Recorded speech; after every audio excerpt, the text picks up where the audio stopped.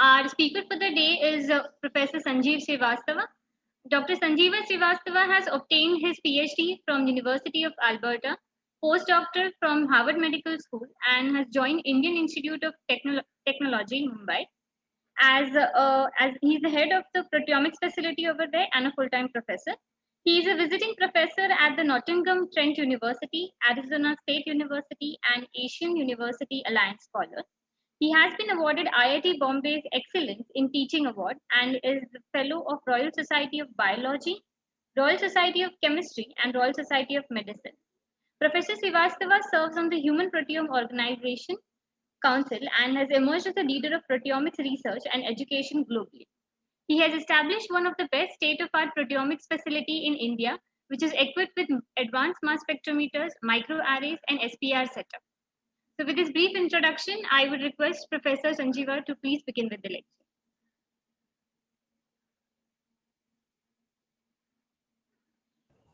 All right. Well, thank you, Ashwini, for the nice introduction, and welcome all the participants for this session. I'm sure you've been hearing a lot about mass spectrometers and how that can be applied for the biosimilars analysis. Uh, what I thought, I will first take you to some of the technologies which can be very applicable to the biosimilar field, which primarily are not meant for biosimilar analysis. They are actually being used generic for different type of protein-based investigations, and especially in proteomics, we use them very heavily. And then how they can be applied for biosimilar research or biosimilar applications. So in my presentation, I'm going to give you gist of three technologies. First will be DIGE, difference-change electrophoresis, where I'll show that how this technology works and how you can use the HCP type of analysis using DIGE platform. And then I'll talk about surface plasmon resonance, one of the technology or the label-free biosensor, which can be used for comparing different biosimilar products. And then, of course, I will talk about high-resolution mass spectrometers, how they can be used for looking at different type of characterization at the intact protein level or map characterization, different other analysis, right? If time permits, I will try to give you a little bit hands-on as well, so that you can see how to analyze the mass spec data and make these interpretation from your side. So let me share my screen and get started.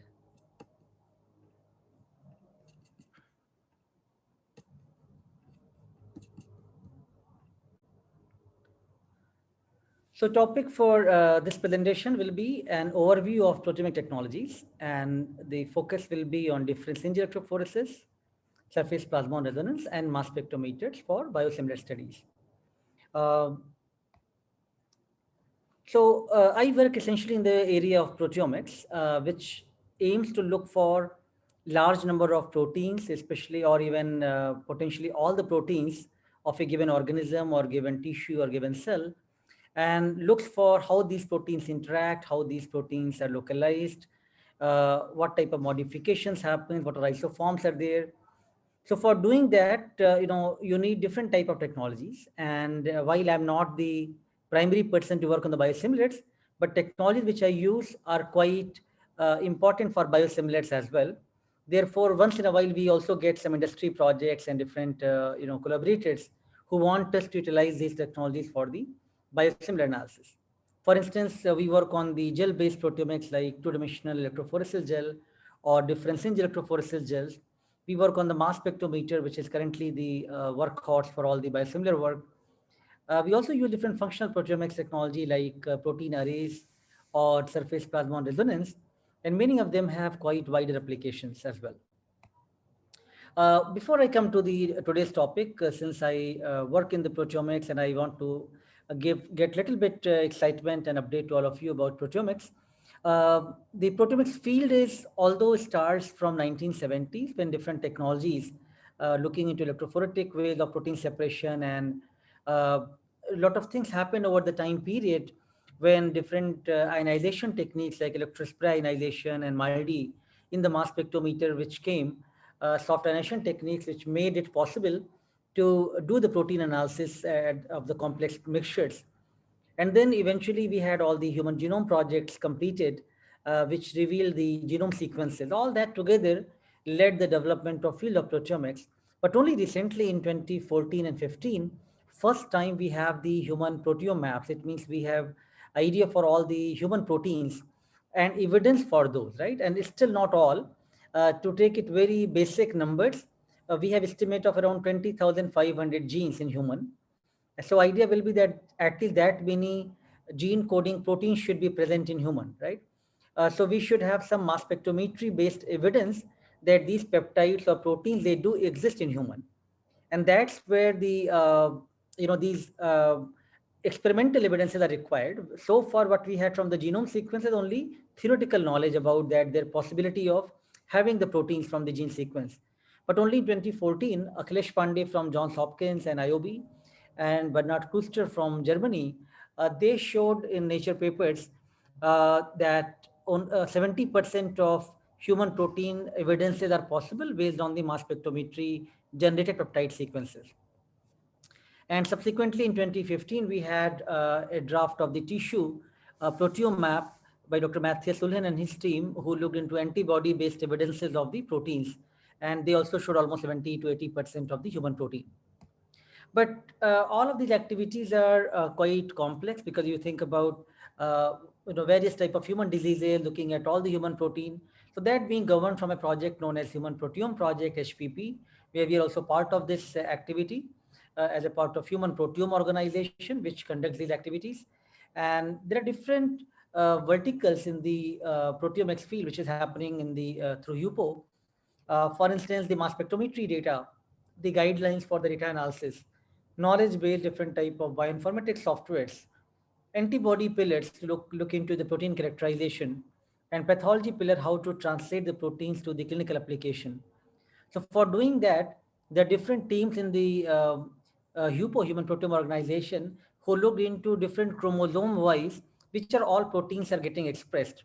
So that was the chromosome-centric project, or known as CHPP, where for each chromosome, different countries took participation and tried to identify all the proteins for a given chromosome. And that actually is already completed now, this project. Also, there is the activity going on with the BDHPP, or Biology or Disease Driven Human Proteome Project, where different teams are working on disease like different type of cancer, other cardiac disorders, and different infectious diseases. And different parts of the world, different people are collaborating to investigate these problems as a team. And these projects are pretty much ongoing as a major activity. So there are different technologies in the proteomics which are quite applicable to different biopharma and analytical applications as well. For instance, we have these SPR or biolayer interferometry technology, mass spectrometers, all the genome sequences, looking at the targeted analysis of the metabolite or protein. And of course, all of them are actually in the clinical world. They are translating to the given biomarkers or looking at how to validate those biomarkers, as well as the precision medicine or the personalized medicine area. So I will focus now on three technologies of proteomics in the context of this conference and today's presentation, where I will first describe you the principle of these techniques and then show you the possible applications of these techniques to the biosimilars or biopharma applications.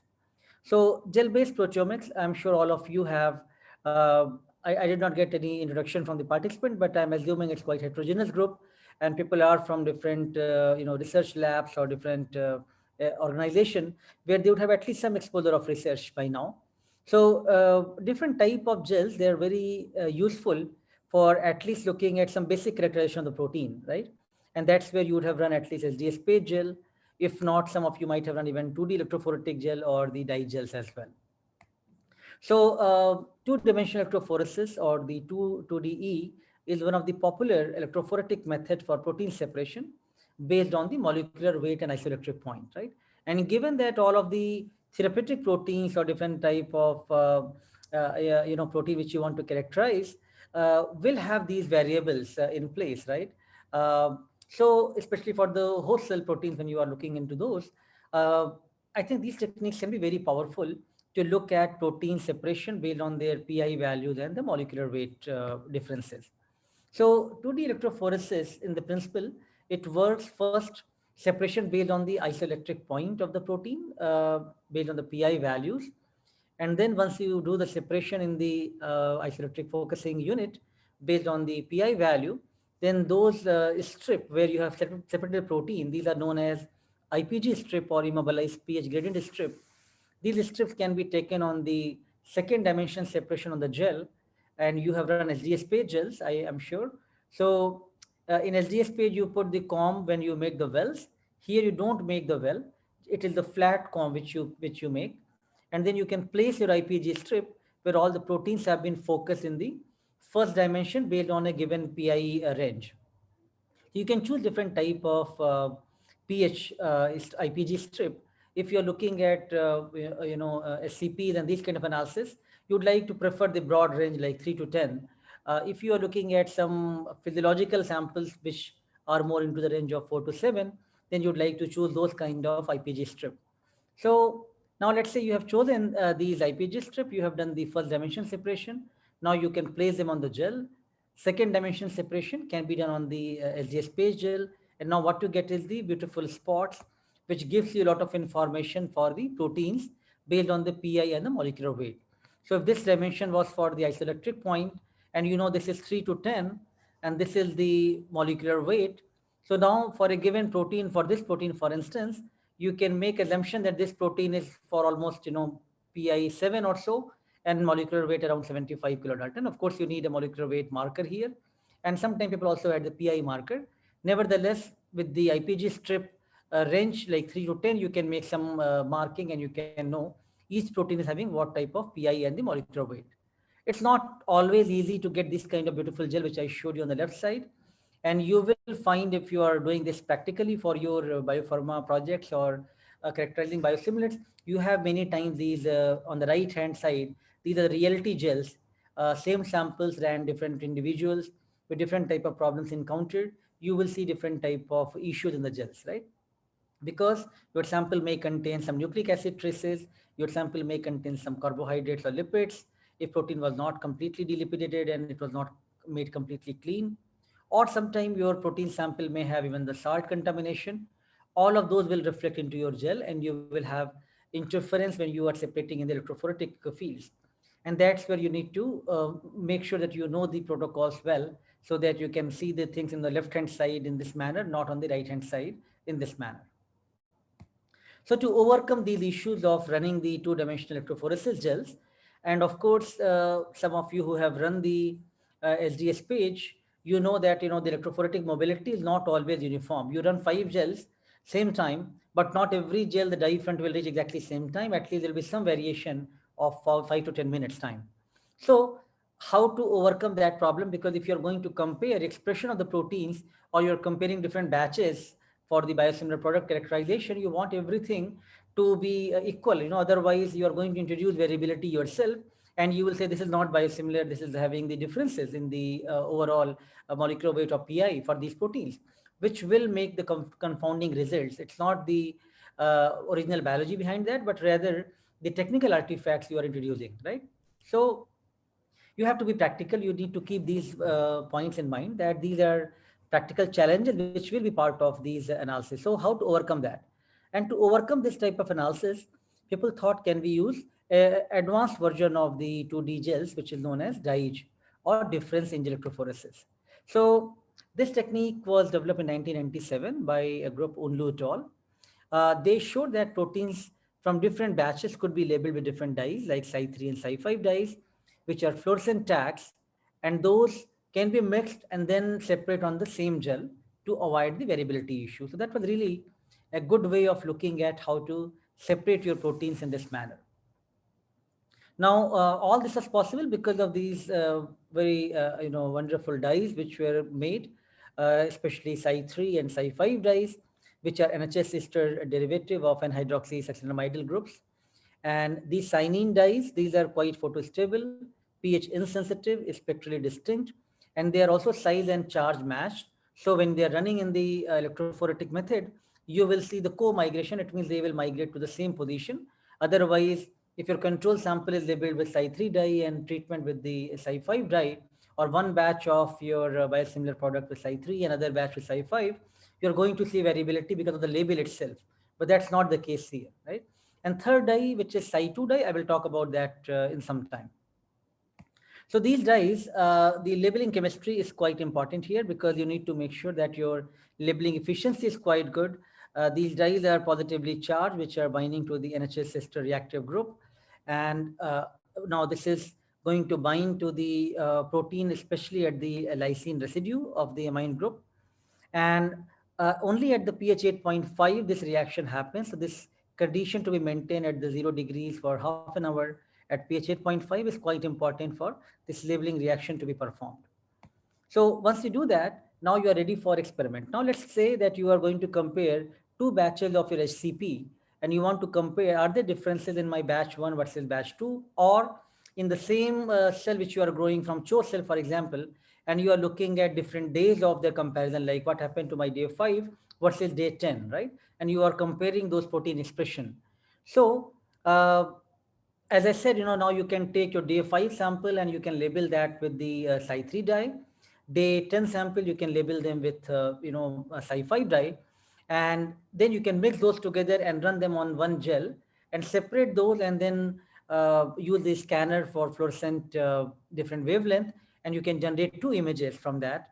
And that will help you to obtain one image for Cy3, one for Cy5, where now you can see where the proteins are showing the migration. But the problem here is that, now let's say you are going to look for 5 different replicates. You have the HO cell growing in 5 batches. And for each one of those, now you want to look for your time point 1, T1 and T2, which is day 5 and day 10. And same, you are going to look for all 5 replicates, right? So now what you got is you got 10 samples, 5 samples of, T1 time point and 5 samples of T2 time point. So on one gel, you can only compare two conditions of T1 and T2. And likewise, you need to run 5 gels to compare all the 5 replicates of their two different time points of day 5 and day 10. But how are you going to compare each of these 5 gels? Because now each 5 gels are still running separately. And as I mentioned to you earlier, the issues of having the migration of electrophoretic migration and those issues of reproducibility, you are still going to encounter here. So how then DIGE is going to help you to overcome that problem? You have just reduced the gels number to half here. From 10, you have made it to 5. But still the reproducibility of running artifacts cannot be overcome.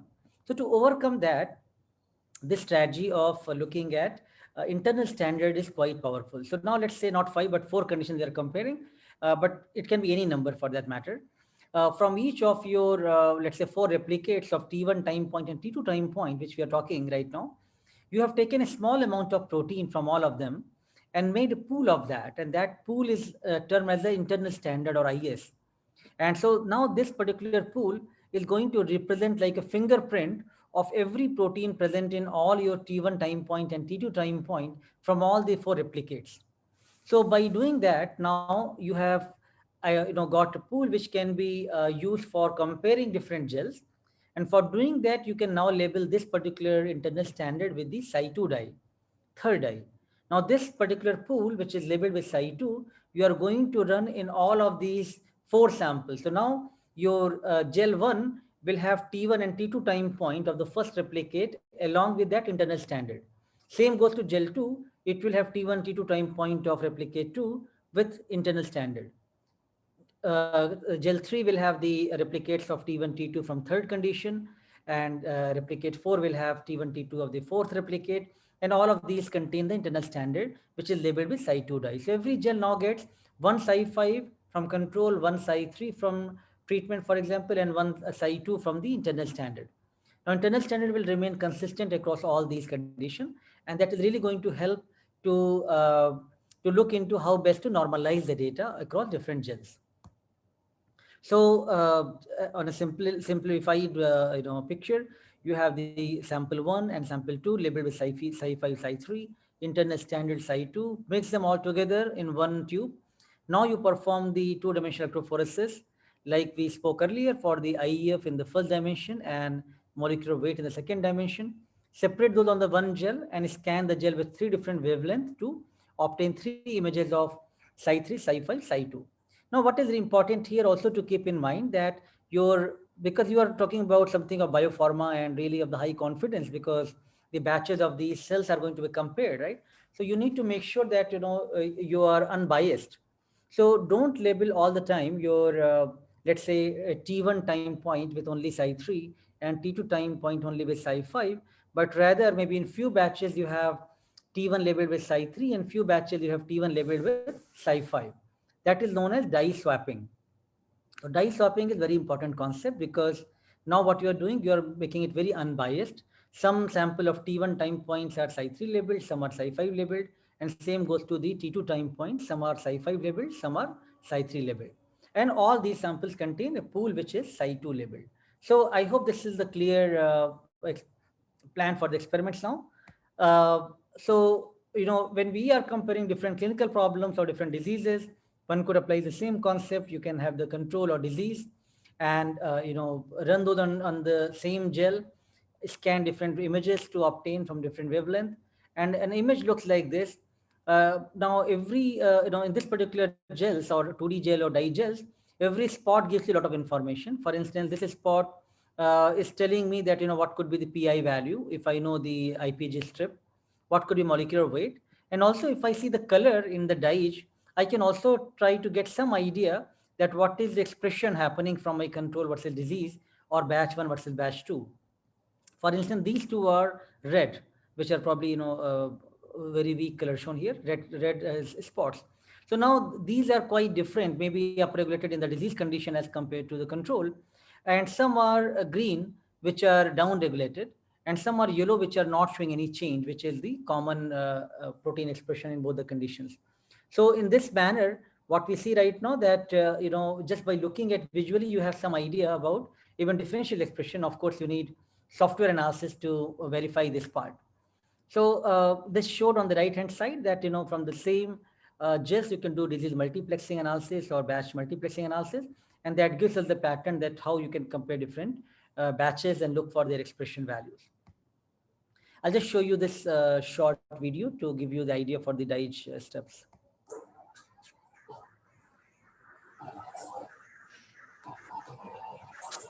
Okay, so let's watch this animation for learning about dye technology. So as I mentioned that, here any issue with the network, let me try sharing again and let me using dye technology.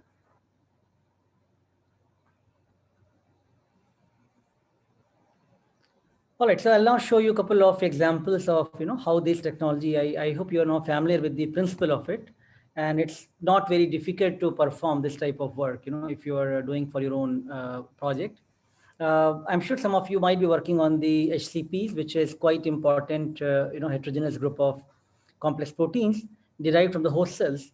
And as I mentioned that, given that they will, these kind of HCPs will differ in the PI value, in the molecular weight, and their compositions, hydrophobic, hydrophilic, and structures are different, 2D or 2D dye can be very powerful approach of separating those easily, because you're also looking at isoelectric point and molecular weight separation in this particular manner, which is actually not possible from any other technology. I think that's where I don't want you to become only biased for only mass spec, although this workshop is for the mass spectrometer and it is going to be major workhorse for the entire biosimilar field and the biopharma industry. But you should keep in mind for right questions, which right technology is most suitable for you. And that's where I think I am giving you glimpses of two other technologies as well.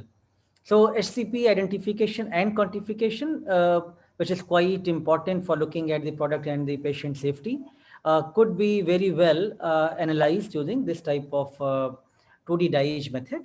And this slide, courtesy of Cytiva, where they have shown that different batches of these HCPs are being compared, and now you're looking at every protein and their expression of how uniform these proteins are, and you are then trying to take the informed decision about the process development in the as a part of your SCP workflows. A more recent study, which I just looked into, which is a 2020 study, they are looking at different days of comparison of the harvest of HCPs, and this is their comparison of two different time points, day 5 and day 15, and they're looking at how the proteins, different SCPs are differentially expressed. in these time points. So while the gels are not the greatest here, and I have already mentioned to you that there are many issues which might be confounding towards your gels. But as I also mentioned that you can pay attention to this IPG strip, which is 3 to 10 range here, and that is quite broad range. To separate these protein, you can try different ways of protein extraction so that your resolution of the spot and the protein separation could be much better in that manner. Just from this part of the presentation, the first technology, it is easy technology to work with, but having issues of reproducibilities, and therefore the dye technology for different labeling of these fluorescent dyes of Psi3, Psi5 became quite powerful. And it was still not possible to be very reproducible until unless we had the third dye, Psi2, which can be used for the co-detection and normalization of these gels. I hope you have got the at least the idea for the workflow. I'll stop sharing this slide and take a minute or two to discuss any question or point if you have to clarify in this particular. Yeah, so I think one participant, Tushar, is asking capillary electrophoresis and DIGE. How do you see that their differences for the identification purpose? So as you have seen the workflow for the DIGE, that involves the PI value and molecular weight separation, right? So in that way, your protein separation is quite robust with DIGE, whereas protein identification is not robust, because after even knowing that what changes are there on the gels, which you have just seen, you are still going to cut those spots and run in the mass spec after doing the in-gel digestion. And that's where it becomes very important to do good sample processing and save the peptide. Otherwise, you're going to not identify any proteins from that mixture. So that's where you can have the trade-off of choosing the right technology. I can't compare from the same sample. I don't have the data to really comment on it. That the same sample, if you take from both capillary electrophoresis and DIGE, what can be the outcome? But given that each technology has its own strength, many times we are quite unbiased and we look into the same sample from different technologies and see what kind of output we can obtain. And therefore, I think you can choose in the given context what can be best for that particular technology. Any other question from the participants for the DIGE or gel so far? How much minimum sample concentration needed for DIGE experiment? Subodh want to ask that. I think DIGE is very sensitive technique where you are hardly going to look for 50 microgram of protein from one sample. But think about, you have to also make the internal standard, right? So if you were to only take one gel, run one gel, you still need 75 microgram, 50 microgram from one condition, 50 from other condition, and then 25 microgram each as the internal standard, which you will take from control and treatment. So then you need 75 microgram minimum for one gel. More gels to run, then you need to increase that accordingly. But 75 microgram or 50 microgram is way too minimum, truly speaking. What you run on one SDS page gel is at least you run 5 to 10 microgram on one lane, right? So you don't need a whole lot for doing DIGE. But when you want to identify the proteins from the mass spectrometer, then you need to have sufficient amount of protein. And that's where the challenges comes, that you can identify good proteins from DIGE, but you cannot actually know that what those proteins are from the mass spec, given that you have very little amount of peptides in those spots. So then people run the preparative gel of the conventional 2DE to cut the spots. And over there, you are going to load at least 800 microgram to 1 milligram protein to have sufficient amount of peptide on each spot. And that's where I think, you have the challenge whether you have sufficient protein to start with, right? So mass spec is definitely, having edge in some of these places, where in the DIGE, while edge is that you can look into the PI separation and molecular weight separation as well. But in identification becomes challenging. Many times you will have a lot of miss, which you will not be able to identify a good hit. In case of mass spectrometry based work, you're always going to identify protein because you are generating MS spectra for all of those to begin with. And that could be used for searching your, known protein or identity of that protein. So that's, you can think about comparing the technologies, but DIGE is quite sensitive. So you don't need quite a lot of protein from that. All right, let's move on to the next technology. And I hope you are all getting some flavor, which is making it more balanced of, not one technology can do everything, but there are different technologies which can offer you more applications in your biosimilar applications. Let's talk now the second technique, which is SPR, surface plasmon resonance, right? And so field of interaction analysis, like, how a protein interacts with other protein, how a protein interacts with the drug, how my batches of, molecular antibodies, they are behaving similar or different ways. All those comparisons are being tried using different technologies in the field of broadly interactomics. And for doing any of these interaction analysis, you always start with the heterologous protein expression, protein purification, go through the, all the batch quality matrix, and then look into whether you want to build the arrays from that to identify and characterize the proteins in the high throughput manner, or you want to characterize them in the label-free manner using the label-free biosensors.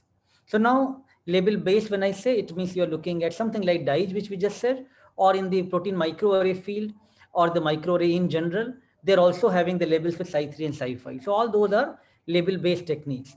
Label-free, when I say label-free, is the biosensors, when you're not labeling your proteins of interest, and you are only looking at the physical properties of binding your two molecules, your monoclonal antibody with a GNON inhibitor, and then you are trying to look into those interactions based on the percentage reflectivity change, looking at the, dielectric constant change, and those kind of physical property measurement you are doing to characterize these proteins. So the label-based techniques, they require at least some ways of tagging the molecules or the dyes, like Psi3, Psi5, quite widely used. Most of the labs have the reagents and instruments which can read these labels, and therefore they are quite popular and more cost effective. But when you are tagging the molecules with the tag chemistry, there will be possibilities of some interference, and it may even reflect in the function which might be affected because of the tagging chemistry, right? And it's not always easy to make a generic strategy of tagging and you can tag all the molecules. So you have to really understand the chemistry quite well for doing the labeling. One major drawback for any of these label-based techniques are, for instance, I talked to you about DIGE, or if you think about microarrays, or if you think about Western blot, any of these, whole day you are doing experiment, you are incubating, let's say in Western blot, with primary antibody, with secondary antibody. At the end, you are looking at detection system to detect the signal, and only maybe after 10 hours long day, then you can see a band is visible or not, a spot is visible or not. So those are endpoint measurements. Only you can visualize your result at the end of the experiment, right? You do not have a control about how the reaction is working or not working. You do not know whether antibody, primary antibody reacted well, your concentration was right, or there is a lot of cross reactivity there, or there is too low concentration. You have no idea for any of these in the label-based techniques. Whereas in case of label-free techniques, you are measuring the inherent properties of the query molecules. You're looking at the change in the mass, dielectric property, looking at the reflectance change. So you are able to avoid a lot of tag-related issues because you're not tagging the molecules. And the major advantages which I was talking about earlier about the endpoint measurement was the disadvantage of label-based approaches. Here in the label-free biosensors, the major advantage is the real-time measurement. For instance, when you're looking at the protein X and the molecule Y, how they're interacting, and if the interaction is not happening properly, if this is a standard set which it is already should interact, then you can tweak around the conditions. You can play with the right temperature, you can play with the fluidics, you can play with the a proper buffer condition, and you can see whether by changing those or concentration of the analytes, by changing those, can you see the biomolecular interaction to happen in the real time. So now in the whole day, you are not going to waste your time to just monitor one reaction to happen, but rather if reaction did not happen, you are washing it off, making the baseline static, and again trying to probe with the new conditions and trying to see if the reaction improved. So you have for a lot of map characterization and other type of therapeutic protein characterization, a lot of biopharma looks for the label-free biosensor, especially SPR, surface plasmon resonances, heavily used. And these techniques are typically less sensitive as compared to label-based detection system. And of course, those are going to be less popular and more costly as compared to the label-based technologies. So one technique which I'm sure at least everybody would have heard the name, which is SPR, surface plasmon resonance, although most of the biosensors are working on this principle only, that you are going to measure the physical properties of two molecules by choosing one of the physical properties which you are monitoring, that if the binding happens, how that physical property changes. So in this light, in the SPR, you have a prism, a light source, and a gold slide. On the gold slide, you have, let's say, immobilized your monoclonal antibody, which you want to characterize, and you're looking at a drug which is going to bind to that, or a given antigen which is going to bind to that antibody. So you are flowing that light here, and if there's any binding happens with the antibody, then that complex being formed, which shows the change in the mass and percentage reflectivity change, and that's what you're going to monitor in the binding reactions. So SPR is going to measure the change in the refractive index of the medium, which is directly in contact with your gold chip. And you need, these kind of noble metals because the plasmons to generate, you need these gold or silver, these kind of metals. And when your protein is going to come in the touch with this antibody, and if the interaction is happening, you're going to look for the change in the binding properties or the kinetics. And that is something which is quite powerful, because in the real-time manner, you are able to determine the kinetic properties or the dynamic parameters of the biomolecular interactions. You can always look into few known pairs to build the models, and then from your new batches of the maps or other things, you can try to predict their behavior with the more of the simulations, because everything you may not be able to characterize physically. And that's where lot of computational analysis with these data sets becomes very important. There are different type of label-free biosensor which are at different stages. At IIT Bombay, we use quite a bit of one of the BioCore technology, which is surface plasmon resonance based. And we have also used the BLI-based method, bilayer interferometry. And there are different biosensors which can be used for this purpose. For this presentation, I'll mainly focus on SPR right now to give you some idea how this thing works. So as I mentioned, you are looking at the gold chip, which is the planar surface when the light is going to excite and generate these plasmons, the free oscillation of the electrons, and that results in the change in the reflectivity. And now when you are seeing a binding is happening of the two molecules, you're looking at what is the SPR angle getting changed, or SPR reflectivity is getting changed, and that you are going to monitor in the real-time manner.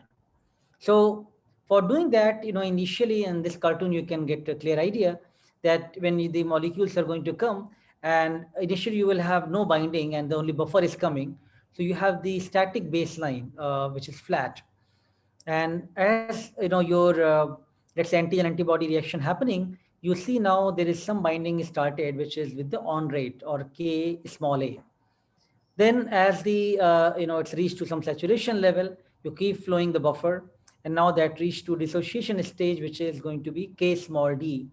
And then after finishing this reaction, you want to use the same gold slide for next reaction to happen. And then you can actually try to wash it off with the mild acid, and then run with again a buffer. And that will bring back the, your chip to the same RU to the same baseline. And that could be a regeneration process. So this whole thing, the curve from the static baseline to the on rate to the static state to the off rate and regeneration, that is known as a sensorgram of SPR. Here you are measuring the time versus response unit changes, right? So advantages are, it's very less expensive in terms of the labeling methods. You are avoiding a lot of artifacts, which is you will see in the label-based methods. You are having the direct binding of these interactions which you are measuring. You are having the real-time control on the data, and it is not going to give you endpoint assay. So you are going to save a lot of reagents and a lot of cost for the optimization experiments. And finally, most important part here is that you are not only saying that this antibody with this antigen actually binds, but also with what is their on rate, what is the off rate, what is the K capital D, which is dissociation constant values. All that could only be derived from this type of experiments. An advanced version of SPR, where now you are aiming that I have so many clones of my maps, and I want to characterize all of them in the same condition, because in the current SPR, earlier there were several instruments available, including BioCore and the BioRed XPR system, but now only BioCore is there, which can only measure maximum 4 flow cells to do the binding assays. Of course, BLI can be much more powerful with a 96 well plate format to do more high throughput screening in that way. But SPR imaging is an advanced version of the SPR, when you are looking at measuring thousands of reactions, if not at least hundreds, in the real-time manner, and you are doing the imaging-based, trying to capture the image for the whole biosensor surface and generate the pseudo image, and then look for the binding reactions to happen. I'm not going in great detail here, so that you're not deviated from major focus of this technologies. But I want to give you the flavor that different technologies are at different level of development, which could be very powerful for even various biosimilar and biopharma product characterization. And SPR imaging definitely offers that level of high throughput screening. If you go to literature, you will find several industrial papers when they have used SPR imaging to characterize different clones of maps, and how important that is to do the high throughput screening in more reproducible manner, right? So this is quite powerful if you can do imaging based work, which saves time, save cost, very reproducible, because whatever condition you have optimized for the binding reactions or the batches comparison for the buffer or temperature, all those will be exactly same for all the clones, and that will be much more reliable measurement as compared to the SPR, which where you will do only 4 reactions at the same time, and you have to do many reactions to characterize all your batches. The different technologies at different level of development, not only SPR, but also SPR imaging, nano hole arrays are there, spectral reflectance imaging biosensors, nanowire sensor arrays, planar wave guide arrays, carbon nanotubes. I'm not going in detail for this presentation, all of these technologies, but I want to give you flavor. Different biosensors are coming forward, which is going to make these technologies much more robust and more high throughput to do characterization at the scale of hundreds to thousands, and you don't have to rely on many reactions to be done separately. So at IIT Bombay, I also handle this facility of SPR, where we have the Biocore instrument. Of course, some of you might have used it as well. If not, please do send the samples and do use these facilities, which is quite affordable and reasonable from the government guidelines. And this instrument provides a lot of capabilities of looking at affinity and kinetics, concentration characterization. A lot of time goes into the assay development for the pH and buffer scouting, right conditions to be looked into, what is the flow rate, what is the temperature, how many cycles to look for. And then, of course, many applications are possible from these technologies like SPR. At IIT Bombay, when we have a lot of academic users and also many industries in Mumbai around, we see all kind of applications, including biosimilars, which I will zoom in right now for today's talk. But you can just see that these technologies are so generic that you want to look for biomolecular interactions, and you can actually do that with these kind of approaches, and they can be very powerful to provide you not only that yes or no interactions happens, but also the actual KD values, KD values to define the rate of reactions as well. Now for the biosimilarity studies, we have had several industries who has approached us to do these kind of studies on SPR, and so I'll just share one of the data without naming the exact product or the company. So here, the idea was to compare innovator and in-house molecules using SPR. And so you are familiar with the concept of surface plasmon resonance technology. Now here, let's say we have immobilized the insulin growth receptor, insulin growth factor receptor, and we are looking at how best they're actually binding with different type of in-house biomolecules. So ligand is insulin-like growth factor receptors, and analyte are different innovator and in-house molecules. And we ran those experiments in different batches. And what we can see, with the original data that was used as a reference, what is the similarity score which we can obtain from other innovator molecules. And this is actually, which I'm sure many of you are working in this area will find interesting, that very easily now you can say that there are several batches of this innovator molecule which are quite close, and there are few which are not mapping to the same similarity score. So you can also obtain this kind of plots and these kind of similarity score values, which is quite important from the all the regulatory point of view, and you need to provide this type of data to show that how close the innovator and in-house molecules are. So SPR in that way gives you more edge of and different type of data, which is not possible from the mass spectrometer or looking at the DICE type of technologies, right? So just to summarize this part of the presentation, surface plasmon resonance and other label-free biosensors. I have just described one today, but there are many, including BLI, are very powerful label-free biosensor platforms to characterize the biosimilar products. You can really look at the your innovator in-house molecule comparison to look at not only binding response, but also looking at the kinetic data sets, which could be only possible from the SPR based data, not any other technology. And that will be giving you an edge in this particular manner. Keep an eye about more of the high throughput platforms, especially surface plasmon resonance imaging or biolayer interferometry based platform, which are increasingly being used for more high throughput type of investigations. So that will help you to see how best you can compare your large number of clones for this type of data analysis. With this, let me stop sharing and take a pause and ask you if you have any questions on this part of the label-free biosensors based presentation. Please make it more interactive. Looks like a small group of people who are all like-minded to work in this area, right? Also feel free to share your experience if you have worked in this area. So Tushar is asking this question: what do you think if there is an aggregated sample, and if we do SPR, does it give similar sensorgram and SPR for same condition or attribute when repeated? I mean to ask, can sensorgram act as signature for particular percentage of aggregates and set of conditions in SPR? I think excellent question, Tushar. Technologies can only do as good as we make our experiment robust for them.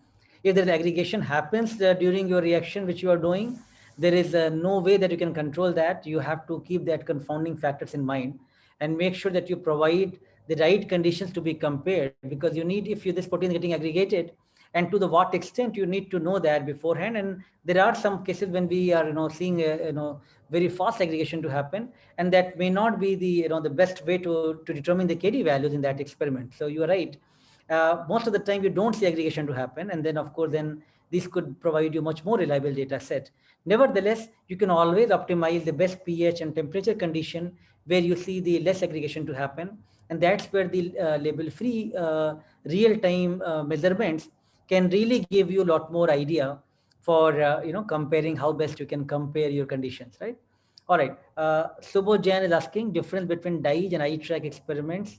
Can that be useful? All right.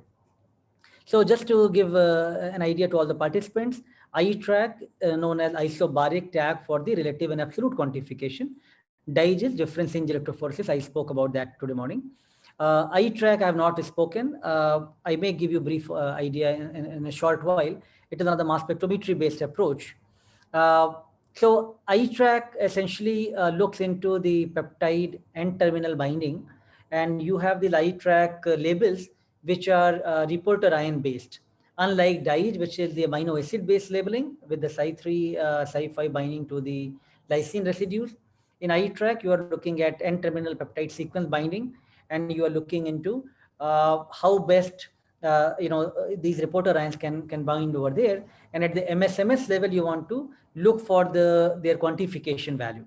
So Subodh, I think you have asked very interesting question. If people who are familiar with this type of technology, label-based mass spec technology, will understand that in eye-track, whatever you are able to show the quantification, those proteins are going to, for sure, you are able to identify those at MSMS level, because you're generating a reporter ion at MSMS level. So you have the peptide sequences acquired, and you will search the database to know what that protein is, which is showing difference response in my HCP different batches. Whereas in case of DIGE, even if you know that huge peak is there, you may not be able to identify that protein. So eye-track is definitely powerful in that manner. Now, eye-track cannot give you the idea for the pH and PI value separation and exact molecular weight where it is separating, right? So all those, if you want to get that idea, also that my HCP at pH 7.5 and molecular weight 57 kilodalton is the one which is most interesting, and I want to know what that protein is, then DIGE can be having some edge over eye-track or other type of technology. But if the goal was to only look at what all proteins which are differentially expressed in different batches or different days of HCP, then you can use eye-track as a more high throughput method, and that will be much more interesting for that matter.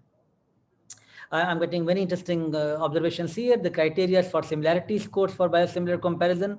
Of course, you have some standard which you think is the gold standard for that particular batch to be compared, and that you will make as a standard, and you will give as a anything which is meeting to that criteria. It has 100%, and there is no set guideline here that you are showing that in based on your standard how other molecule which you have generated, how they are showing the values. And if they're showing exactly same KD values, then of course they're 100%. If not, then you see 80, 90 or other variations. Limitations of the SPR method is that the ligand may not maintain its native configuration upon immobilization on the cell chip surface.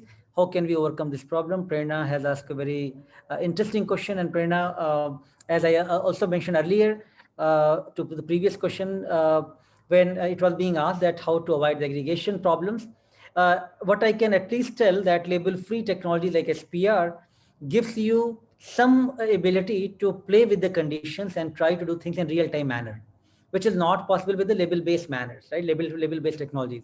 In SPR, if you see that native configuration is not maintained when you are doing immobilization, a lot of time actually goes into achieving the right RU response unit for the immobilization to happen. And for doing that, you do first the buffer scouting, pH scouting. You want to find out which pH condition is best suited for my chip for immobilization to happen. Of course, you also play with different type of chemistry of carboxymethyl or other type of chips, which can be used for immobilization work. So all of that is only possible if you are using the, having enough time to optimize those conditions. And that's where probably you may find one condition which is most conducive for maintaining the native configuration. Although I can't say that what that one condition could be. And you have to play with that protein and try to maintain that condition. And once you have reached to a satisfactory response unit for immobilization, then you proceed for the actual binding experiment to happen. Good, all right. So looks like audience is very well read and using these technologies, whether we talk about DIGE or SPR or iTrack. So it's, I think, really delight to then interact with all of you to share that how these technologies can be powerful for your applications. Okay, so let me now move on to the third segment, which is probably the last segment and important for all of you. But given that this workshop has been mainly talking about mass spectrometers, I hope I was able to give you a little bit broader perspective and probably brought some more balanced perspective that where you think, DIGE can be more powerful, where you think SPR can be more powerful. Of course, mass spectrometers are most powerful in general, right? So that's what we'll talk now about mass spectrometry based approaches. Before I talk myself, let me show you my lab video of our different instruments which can do different type of applications using various configurations and principles. My lab is primarily focusing on proteomics-based applications to investigate different types of clinical problems. As you can hear a lot of noise here, I'm trying to show you some of the technology which we use in our lab for doing the clinical proteomics research. What we are scanning nearby is one of the next generation sequences. And I will explain you shortly that when this SARS-CoV-2 virus started showing its impact and COVID-19 was supposed to become a pandemic, we first needed to know about the sequence of this virus. And that's where the next generation sequencer and these kind of technologies are very helpful to decode the genome and tell us that what is the genomic composition of a given organism. So sorry to interrupt. Yes. Sanjeeva sir, can you switch off your mic? I guess the voice is echoing. If you could just switch off your mic. Let me try that.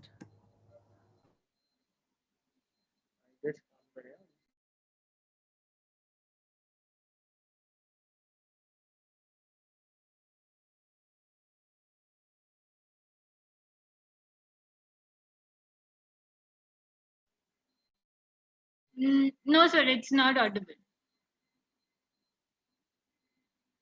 In our lab for doing the clinical proteomics research. What we are scanning nearby is one of the next generation sequences. And I will explain you shortly that when this SARS-CoV-2 virus started showing its impact and COVID-19 was supposed to become a pandemic, we first needed to know about the sequence of this virus. And that's where the next generation sequencer and these kind of technologies are very helpful to decode the genome and tell us that what is the genomic composition of a given organism which can be utilized to further detect that type of organism. So, how can we detect these viral peptides and whatever responses are happening because of the virus to the human, the good response, using mass spectrometry technology. So first of all, we try to look for what all proteins are present in the virus using these mass spectrometry. And then the goal was to look at also the host proteins which are getting modulated in response to this virus. So this instrument is known as LC-MS. The first part is the electron chromatography or the analysis, and then we have electrospray ionization, and then we have hybrid mass spectrometer, which is one of the orbitrap technologies coupled with quadrupole and ion trap. So here the goal is to have this very high resolution mass spectrometer can be tried to separate the complex protein mixture, and that comes under deep proteome investigation. So we first looked at variety of samples from the patients, from the nasopharyngeal swab, which is currently being used for the RT-PCR detection, as well as the plasma sample, which gives the good pathophysiological information from the patient. And these samples were deep profiled within short-term proteomics using the LC-MS system. So after the deep protein profiling is done, the next goal is can we develop some of the simple assays or tests using mass spectrometer, which can be utilized for two activities.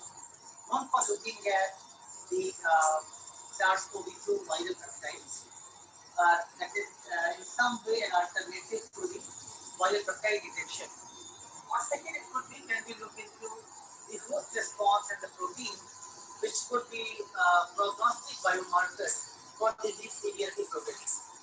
So this instrument is a wonderful mass spectrometer, which can be utilized to specifically look at the peptides which are showing maximum change in response to given disease.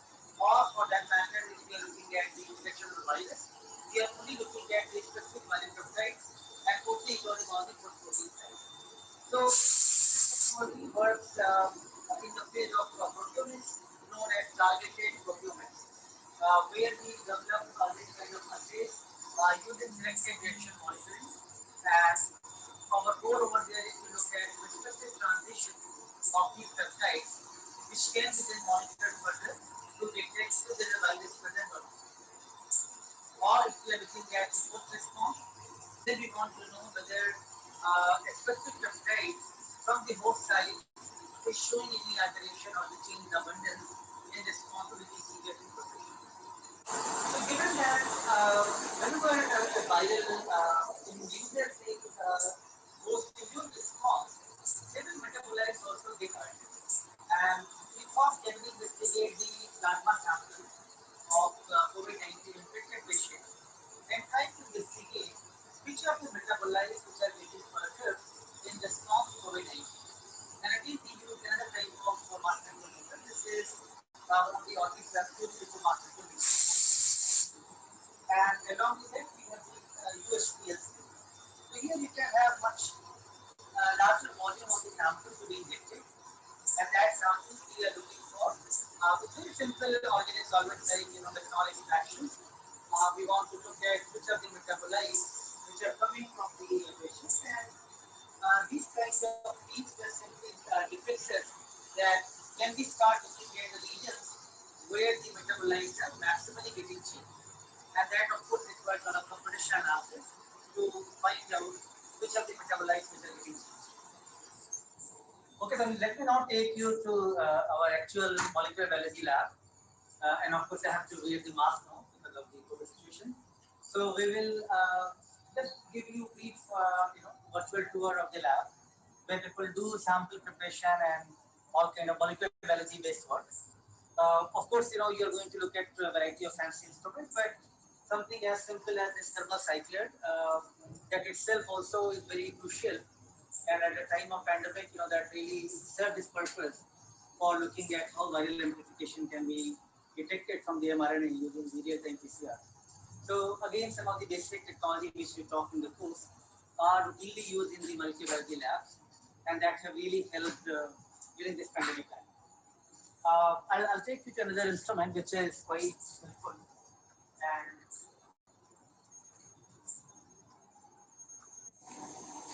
let me now show you another technology which is microarrays, and we are talking about protein microarrays here. So these are high density array which is having thousands of protein printed on this small microscopic glass slide, and this actually contains almost 40,000 features consisting of 18,000 plus proteins. So now think about on these kind of high density chips with very small volume of patient samples, you can screen different type of biomarkers looking for antibodies or various type of protein interactors, right? So that's where I think, you can think about the modern technologies, how looking at interaction and interactomics have become quite feasible. So on the screen, what I'm showing you here is one of the slides showing the protein expression with the GST tag, and that shows that we have to do a lot of placing the grid, etc., to make sure that we can find out the right intensities of these proteins, and then that could be utilized for subsequent big data analysis. This is a small scanner which is quite helpful for scanning these chips and different wavelengths. So using one of the instruments which is not so commonly used in proteomics, but especially for the COVID investigation, we look at FTIR based detection. Can we look at simplified methods to detect virus very quickly? And that's where FTIR instrument was quite helpful. Of course, for many of the things which we talk in the proteomics or genomics or a big data field, you need to prepare thousands and thousands of samples, right? And that's where having this kind of liquid handler becomes very handy, so that you can prepare samples in 96 well-plate format, and you can prepare them quite in the robotic manner, and you don't have to rely on manual way of handling the pipettes. So again, some of these things can be helpful if you are looking at proteome-wide or genome-wide investigations. So in the clinical proteomics or clinical omics field, you are heavily relying on large number of clinical samples, right? And that's where the sample storage becomes quite challenging.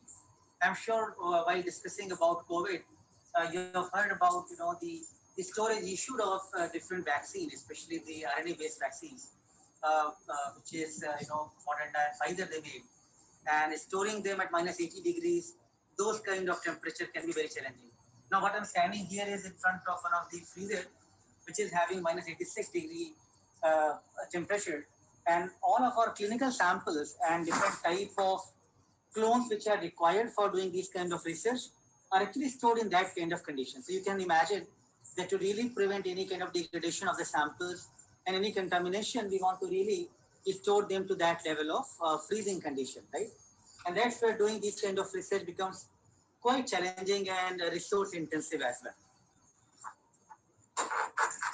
And finally, let me show you that this is one of the big data processing server, where you can now take huge amount of data sets which we acquire from these instruments of mass spectrometers or NGS or PCR, and then we try to investigate that how to combine the data sets and look at it in a much more holistic manner. And that's where you need much more computing power. And of course, many of you who are from the engineering background and who are more intended for the data analysis part, I think you have to think about how to best utilize the computing power to process the big data in more meaningful manner.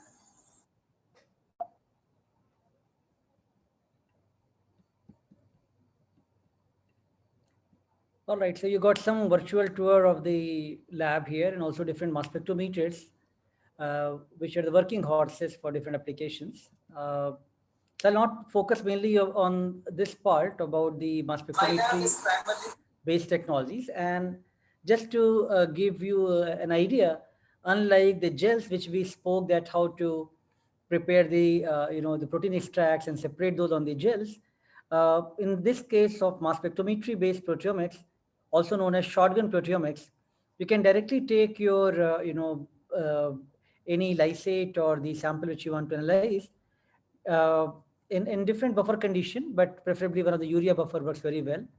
And then you perform the reduction with the dithiotretol and alkylation with iodostamide and digest your protein with enzyme like trypsin. And those peptides, then you want to clean them up with the desalting methods with reverse space C18 columns. And then you want to analyze them with either MS or MSMS level. And that is a very simplified workflow of doing the shotgun proteomics, right? There are different concepts involved. I'm not sure how advanced I should go here right now, but at least at the cursory level, you should be aware that there are different ways of analyzing the peptides in mass spectrometer. For instance, what we are looking at, complex mixtures which are having hundreds or thousands of peptides, and those peptides are getting ionized with the electrospray ionization and moving it inside the mass analyzer for further separation. So you are defining that there are different intense precursors and you want to select those. So if you are selecting only, let's say one, most intense precursor, and then trying to fragment then that in the collision cell and detect all the fragment ions of that one precursor at the MSMS level, this process is known as DDA, or data dependent acquisition.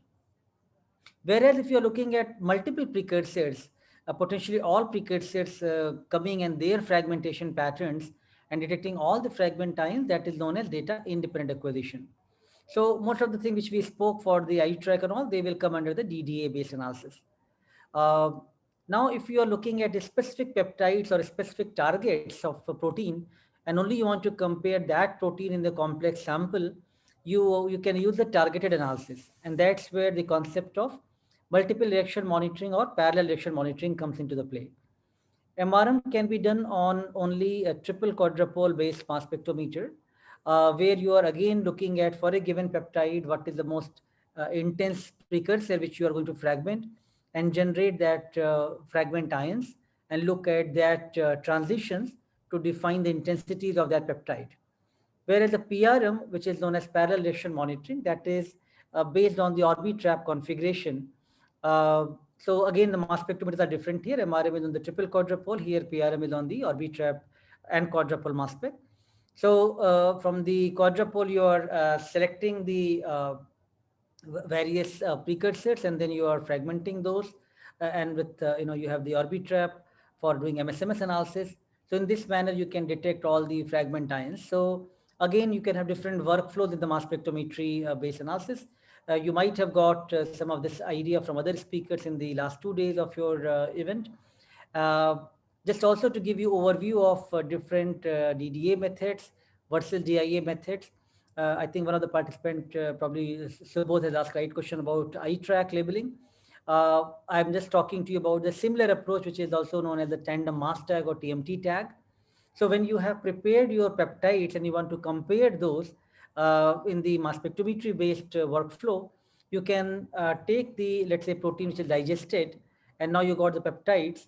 Now these peptides could be labeled with tandem mass tags or iTrack or isobaric tag for relative and absolute quantification.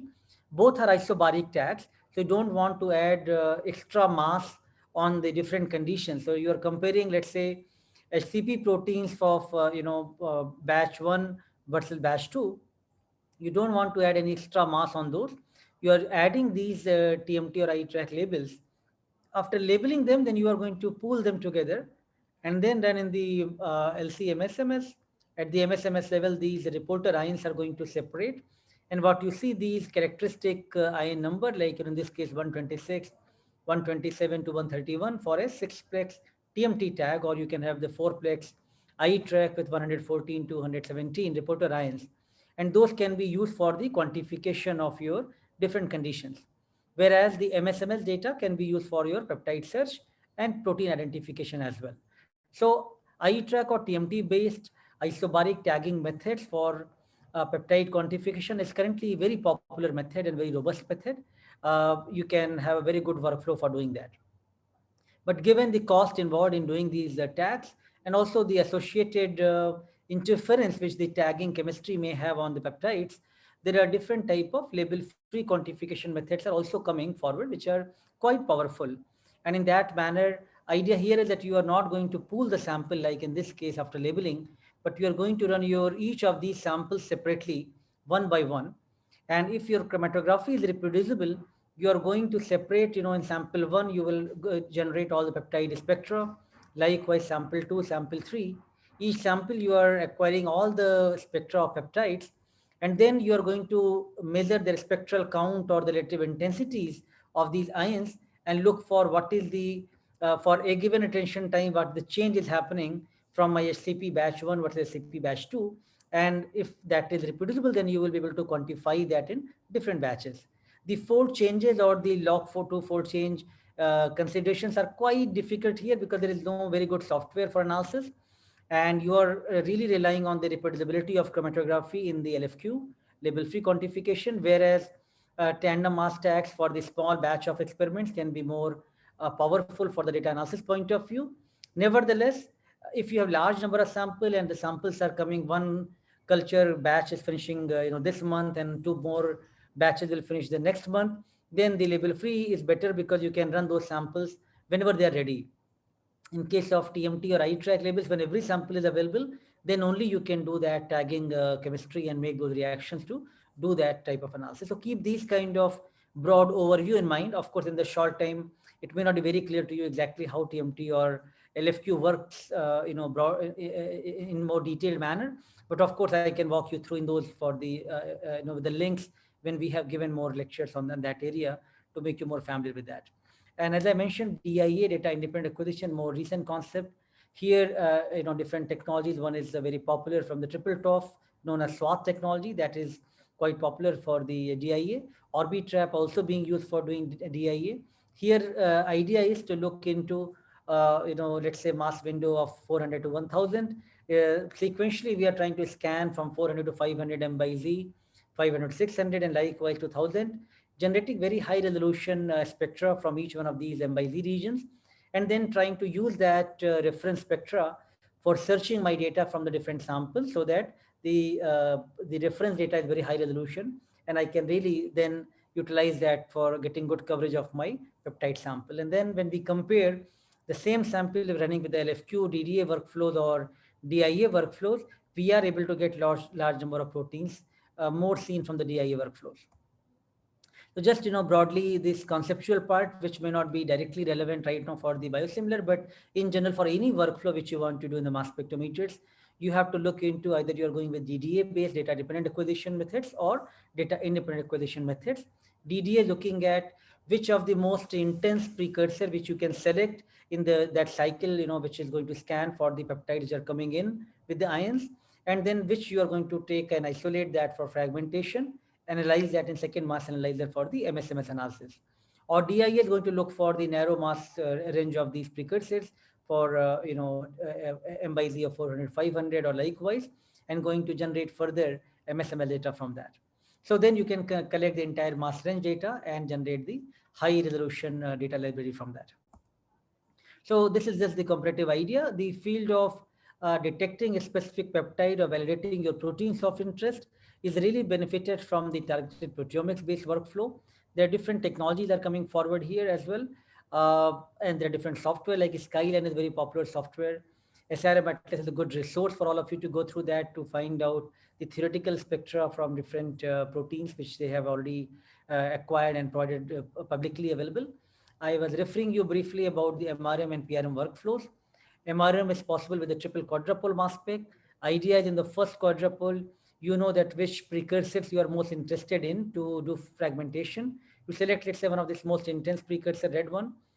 In the collision cell, you are going to do the collision of that, generate the MSMS in the Q3, and generate these transitions to look for the relative intensities of that peptide.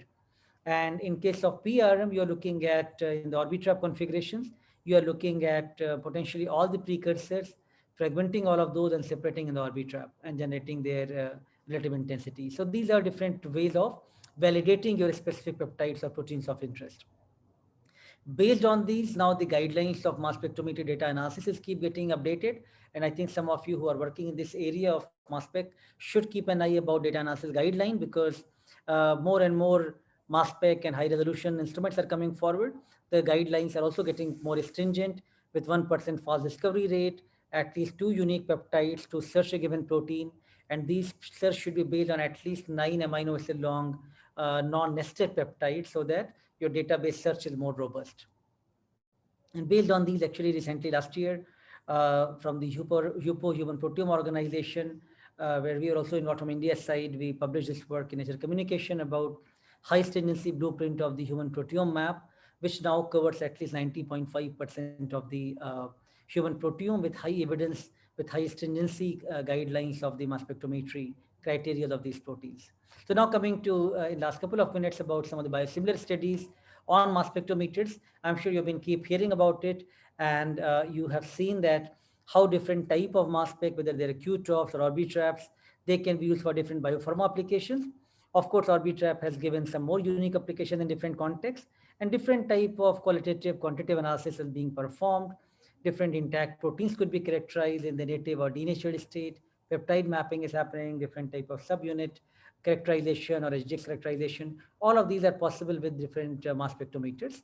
Again, as I said, we don't do much research in this area myself, but we do take because I'm handling the national facility as well. So I do take a lot of consultancy projects or even the industrial project where many of these problems we have to investigate. And in this case, one of the industry wanted to characterize the intact protein behavior of 2 different batches of their protein. One after storing from long time is showing some way of precipitation, and which is also apparent from the SGS page that that this protein is showing some smear and degradation happening. And we could see that there was some mass shift in this particular intact mass, and we tried to investigate that further and look into their MSMS pattern. And eventually, after investigating the behavior of these intact protein, we could troubleshoot that there probably is more salt in this one condition and some lipids traces are there which are responsible for these degradation to happen over the time period. So again, mass spec can be useful for looking at the intact mass analysis. A big project we did with the Biocon, where we are looking at the peptide mapping of various batches which they had. And again, with these kind of Orbitrap mass specs, we are able to get very good sequence coverage, almost 100%, and different peptide mapping could be done for different biosimilar batches what they brought in to compare here. Finally, this is not our work, but I'm sure it's very relevant to look for the CQA analysis, critical quality attributes, especially oxidation analysis, what changes which are being introduced with the different oxidation condition happening for different molecular antibody, looking at their protein subunits and peptide level analysis. And so this particular data is from Thermo, and I just acknowledge that. Here then they showed that for this molecular antibody ipilimumab, when the control or stress condition being compared, when you're looking at different charge states and different glycoform pattern in the panel B, or looking at the deconvolution spectra in the panel C, from the control versus stress condition, there is a mass shift which is almost 64 Dalton, which attributes to having multiple oxidation happening. At least you can now infer that there is 4 oxidized methionine residues are there at the intact MAB level. And that's where I think high resolution data can be very important to characterize these kind of molecular antibody or biosimilar products. So to summarize this part, I'm sure you have been hearing about it, and you appreciate that high resolution mass spec has really become very powerful for the various applications of biopharma and pharma applications. Orbitraps more specifically, but even other high resolution Q-TOF mass specs are quite useful for different applications of intact and native mass analysis, looking at peptide mapping, various type of QC checks, even looking at subunit compositions. And although the analysis was really not possible without using these type of mass spectrometry analysis. Nevertheless, the major challenge lies into the softwares, which are still not very robust, and a lot of data interpretation with these peaks for intact protein characterization, where a lot of emphasis is happening in the proteomics field and the biopharma field to really make that workflow quite robust of looking at data and analyzing the data set as well, right? So just in last 1 minute or so, I'd like to tell that many of you who are venturing fresh into the field of looking into mass spec and data analysis part, while this may not be I don't have sufficient time to give you the hands-on activity right now, but I can at least walk you through with uh, some places of analysis where you can actually do these analysis yourself and you can be more comfortable. So for example, one of the open access software is there, which is Mascot. You can look into some tutorials and you can look into how to analyze the data, and especially MSMS data analysis tutorials are there. You can go and you can perform the search uh, with some of the data file. Let's say you have identified a given protein of interest, which you want to know what that protein is, and very basic identification kind of problem. And then of course you want to quantify that as well. These things you can use from the Mascot. So whatever proteomics activity we have been doing at least our last couple of months time in the lockdown time, I started making those resources publicly available in this particular YouTube channel, where we have different playlists here. And if you go to one of this playlist of the tutorials, there are different tutorials given here for the Mascot analysis or other software like Metabon Analyst, Reactome. And not only these, software, but also in terms of the let me mute myself. So I have also provided some raw data here, which can be helpful for all of you to practice something as well. So if you go to these Google Drive link, you can actually access some of the raw data file and analyze that yourself. Of course, you can get the description in these videos. And these are quite simple way for you to get familiar with and start investigating the data, at your fingertips. So these are, some basic things which you can do when you are really venturing into this space of looking at peptide characterization or protein characterization, and your personal training and that analysis can be very helpful to you. In addition to this particular video, which I just showed you, there are different other tutorials also we have kept here. Let me just give you an idea for one more tutorial here, which is a workshop we recently conducted of almost 2 weeks long faculty development program. And all those videos of 10 days long intense workshop are all actually made available here. So you can see almost 50, 60 videos, in fact 64 videos are there, which is available for various type of workflows. And you will see all industries experts talking, for the QTOF to Orbitrap to various other type of instruments, how that workflow can be used. So please do make use of these resources and try to dig deeper into these areas. As I'm sure in the last couple of days, you have been appreciating that the field of analytical field, especially with the mass spectrometry, is quite rapidly evolving with newer and newer hybrid and tribrid configurations coming up. I think it's really important now for you to say not only how to generate data, but also how to analyze and interpret data. And some of these resources could be at least give you some basic foundation in that direction. I think that's pretty much it from my side to give you some overview of these technologies and how you can make use of them and be more comfortable comparing that in which context DIGE is more useful, in which context SPR is more useful. And of course, mass spec can be done for many of the applications which we have been speaking about. Thank you very much, everyone, for your attention. And I'm now happy to take any questions. So we have 2 questions. Yes, I'm just. If you want, I'll just read it out. No, I see that. So great. So Subodh, you're quite familiar with these technologies and you're asking very nice questions. So in case of low abundance proteins for MRM, what is the strategy we use for selection of precursor and any specific experimental method update? We all, get a struggle with the low abundant proteins. It all depends on the, first of all, the extraction method for the sample. When you are extracting the peptides, I think that's where your optimization methods can be very powerful. For instance, when we work on the plasma sample or serum sample, the proteins are very highly abundant from the albumin and IgGs and all. So you have to do depletion to avoid all the abundant proteins, which are highly abundant, and then try to enrich the low abundant proteins, right? Or it is possible that your peptide which you want to see, they are more abundant in one extraction method, for instance, with acetone or with IPA, and that may not be so much with other type of extraction strategy which you have used. So first of all, you want to try out different sample preparation extraction method. I think that's probably going to be a more practical approach to start with, because any mass spec can only give you as good data as your good peptide samples are, right? Nevertheless, now you have identified, you are still, after trying everything, your peptides are still quite low abundant, and you want to set up the MRM method from that.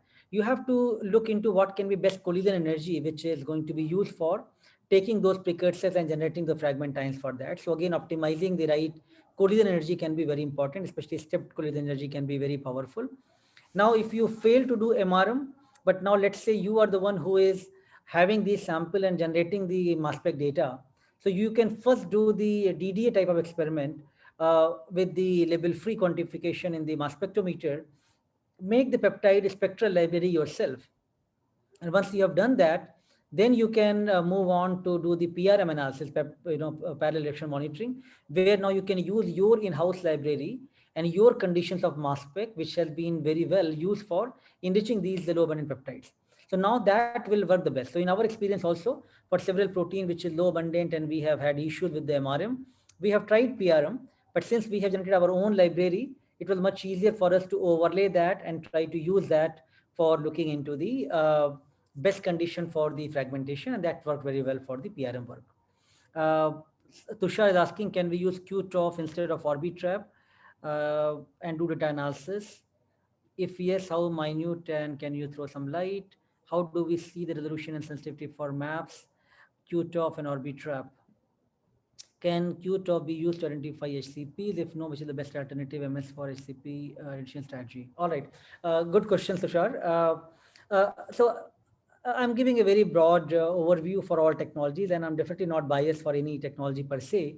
Nevertheless, I would like to say that resolution of Orbitraps are not possible with any QTOFs, right? Because QTOFs can go 20 to 40,000 resolution, whereas Orbitraps are from 1 lakh to 5 lakhs. What we use Orbitrap Fusion, which go up to 5 lakh resolution. Of course, with that resolution, you are going to see the things differently with the day and night difference. And when you are really trying to resolve the things with a very minute spectral detail, then Orbitrap, high resolution Orbitraps are going to be much more powerful. Having said that, that does not mean that you can't do that on the QTOFs. Most of the studies can be done on QTOF, but when you need really ultra high resolution to separate those things, then you can always try to use on the Orbitrap as well. But most of the stuff can be done with that 20 to 40,000 resolution with the QTOFs. HCP's characterization could also be done easily with the QTOF. Again, you are identifying the proteins or you are quantifying the protein. iTrack works very well with the QTOF. At IIT Bombay, I just showed you all the Orbitraps, what I have in this national facility, which I have created. But also we have the Agilent's QTOF, which we are very happy to use with QTOF chip technology 6550, where we have done a lot of experiments of different type of biosimilar and other iTrack experiments, and those work very well. So again, you are not always looking at very high resolution for everything to separate. Most of the identification quantification can be achieved in that range of resolution with the QTOFs, but sometimes for a very complex intact protein or complex maps, you are trying to do the ultra high resolution, then Orbitraps can be more powerful. I think that probably gives all of you some broader idea, and without having any bias for technology, you can choose the right platform when you need to do that.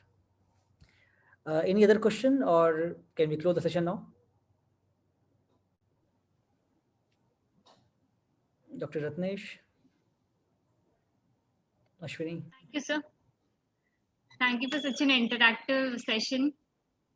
I hope most of the doubts were cleared and the students have benefited from this session a lot. So thank you again, sir. We are very grateful to you that you accepted our invitation and agreed to be a part of this workshop. Unfortunately, Dr. Ratnesh could not be present. He had some prior meetings, so he had to leave the meeting in between. So I would if I may ask you, what is the audience for this conference, right? Yes. So we have postgraduates and PhDs mostly. So these are students. Okay, all right. So then I think students should probably get more benefited from these interactions. Right. Sometimes you have a lot of industry people who are already running the samples, so then they have more bias for a technology. But students, you are starting fresh, so you should be knowing all the technology. Then you should be comparing which technology can be used for which questions to be addressed. And I hope that you are getting the broad perspective of using these technologies. Let me paste the link of the workshop sessions, which I was just referring you to. And I definitely would like you to make more use of those efforts and resources which are publicly available to all of you. Please go visit some of these video tutorials and also the raw data file which we have provided, so that you can also do analysis yourself. Nevertheless, we are always available, and I'll be happy to take any questions on the email as well. Okay. Thank you, everybody. Thank you, sir. Thank you so much. Have a good day. Thank you. Bye-bye, everyone.